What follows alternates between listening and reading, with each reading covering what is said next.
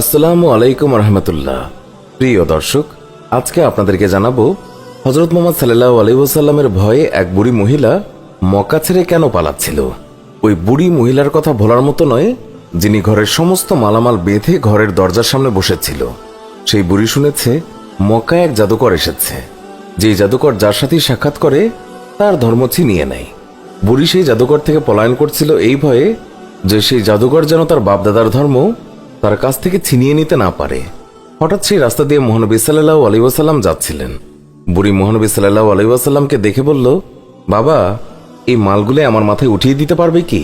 মহানবী সাল্লাল্লাহু আলাইহি ওয়াসাল্লাম যখন মালগুলি তুলে দিতে গেলেন, তখন তিনি দেখলেন মালগুলো খুবই ভারী, আর এত ভারী যা বুড়ি উঠাতেই পারবে না। তখন মহানবী সাল্লাল্লাহু আলাইহি ওয়াসাল্লাম তিনি বুড়িকে বললেন, এটার তো খুবই ওজন। আপনি যদি অনুমতি দেন, আমি আপনার এই মালগুলি আপনি যেখানে বলেন সেখানে দিয়ে আসব। বুড়ি তো খুবই খুশি। সে খুশি মনে অনুমতি দিল। মহানবী সাল্লাল্লাহু আলাইহি ওয়াসাল্লাম সকল মালপত্র নিজের মাথার উপর তুললেন আর বুড়ির সাথে পথ চলতে লাগলেন। আর বুড়ি পুরো রাস্তায় ওই জাদুকরকে বকা দিতে দিতে গেলেন। মহানবী সাল্লাল্লাহু আলাইহি ওয়াসাল্লাম বুঝলেন বুড়ি কার ওপর প্রচন্ড রেগে আছেন। তাই মহানবী সাল্লাল্লাহু আলাইহি ওয়াসাল্লাম বুড়িকে প্রশ্ন করেন, মক্কা ছেড়ে কেন যাচ্ছেন? বুড়ি বলল, আমি শুনেছি মক্কায় এক জাদুকর এসেছে যে মানুষের ধর্ম লুটে নিচ্ছে। আমি সারা জীবন মূর্তি পূজা করেছি। আমার বাপদাদা তারাও মূর্তি পূজা করেছে।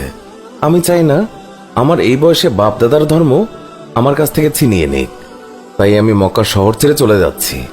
মহানবী সাল্লাল্লাহু আলাইহি ওয়াসাল্লাম বুড়ির কথা শুনে তার মাল ফেরত দেননি, বরং যত্নের সাথে মাথায় করে বুড়ির সব মালামাল বহন করে নিয়ে গেলেন। বুড়ির গন্তব্যে তার মালামাল পৌঁছে দিয়ে মহানবী সাল্লাল্লাহু আলাইহি ওয়াসাল্লাম চলে আসার সময় বুড়ি জিজ্ঞাসা করল, বাবা, তুমি আমার জন্য এত কষ্ট করেছ, তোমার নামটা তো বলো, যাতে আমি লোকদেরকে তোমার নাম বলে প্রশংসা করতে পারি।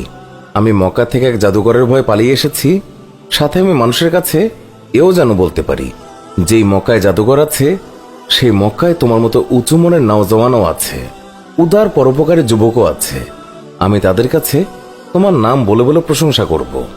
বুড়ির কথা শুনে মহানবী সাল্লাল্লাহু আলাইহি ওয়াসাল্লাম হেসে দিলেন আর বললেন, যে জাদুকরের ভয়ে আপনি মক্কা ছেড়ে এসেছেন সেই জাদুকর আপনার সামনে দাঁড়িয়ে আছে।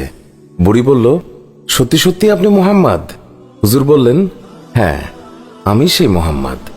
তখন বুড়ি বলল, তাহলে আপনার জাদু আমার উপর ক্রিয়া করে ফেলেছে।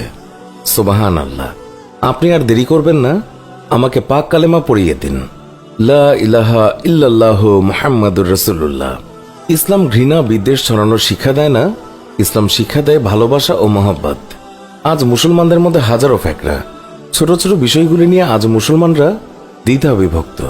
ইসলামের আসল শিক্ষা থেকে আজ আমরা অনেক দূরে সরে গেছি। আল্লাহ সারা বিশ্বের সকল মুসলমানদেরকে ঐক্যবদ্ধ হওয়ার তৌফিক দান করুন, আমিন।